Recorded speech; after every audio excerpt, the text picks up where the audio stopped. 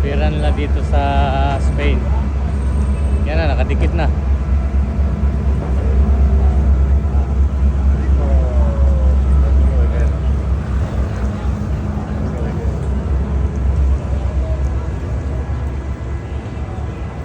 Ganda.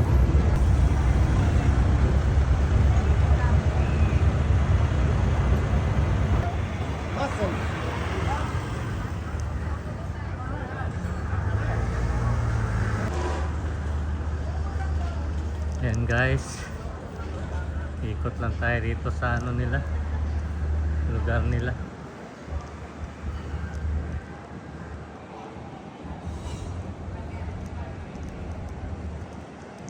Pasok tayo sa mga looban kung saan tayo mag-enjoy.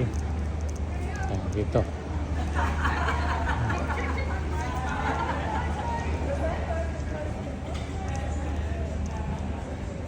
Hanap tayo ng mga pwede naman mabilihan natin.